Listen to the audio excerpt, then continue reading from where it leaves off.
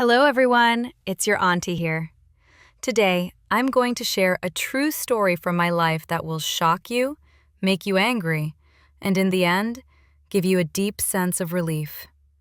This is my story, a 42-year-old woman's who sacrificed her entire life for her only son and daughter-in-law.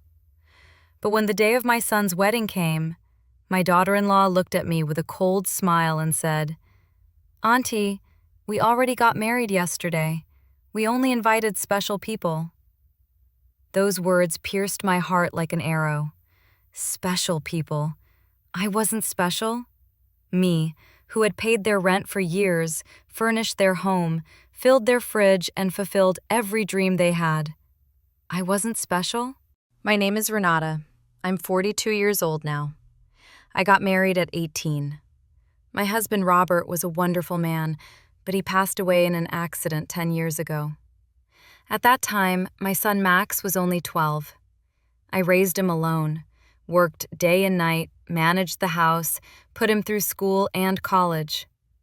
Max grew up, moved to the city, became an engineer, got a great job. Then his girlfriend Lena came into the picture. They started living together. As soon as they moved in together, I began helping them with everything. Their apartment rent, $1,500 a month, I paid it. Furniture, fridge, TV, sofa, bed, I bought it all. When Lena had a medical emergency, I sent thousands. I paid off Max's car loan. I even gave money for their trips and vacations. Over the last 8 to 10 years, I spent more than $150,000 on them. I saved nothing for myself. No new clothes, no vacations, barely met friends. I just thought, if my son is happy, I'll be at peace. Then talk of Max's wedding started. I thought, this will be the happiest moment of my life. I bought a beautiful dress for myself, matching jewelry.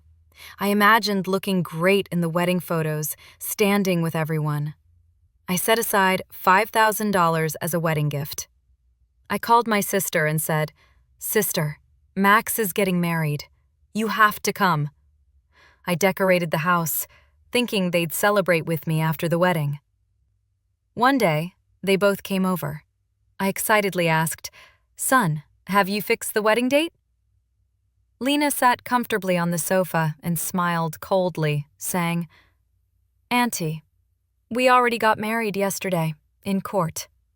It was a very small ceremony. We only invited special people." I froze right there.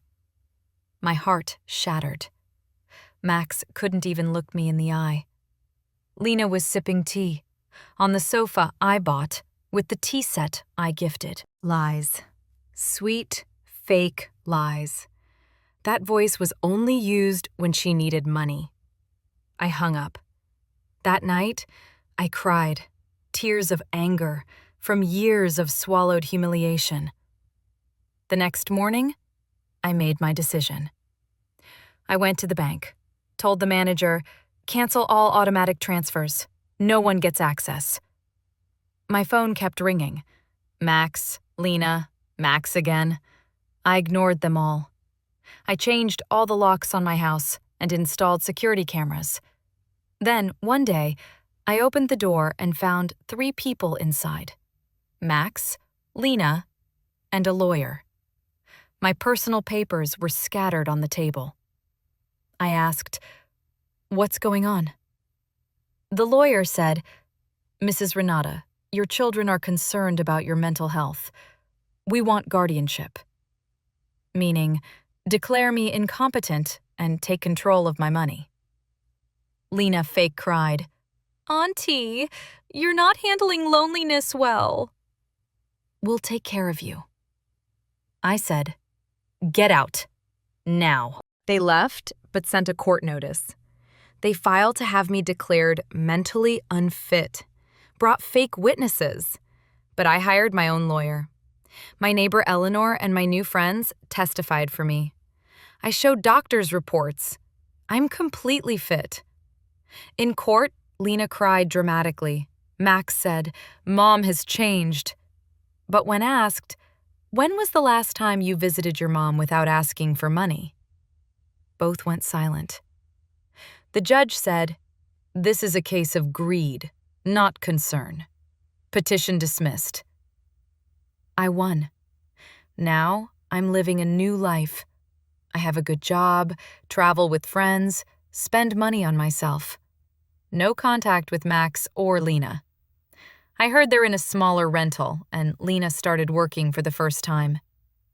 Maybe now they'll understand that a mother's love can't be bought with money. Friends, this story teaches us, always put your self-respect first.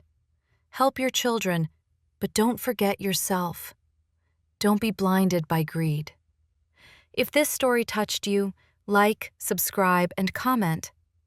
What would you do in my place? And tell me where you're watching from, too. We'll meet in the next story. Until then, take care. Lots of love from Auntie.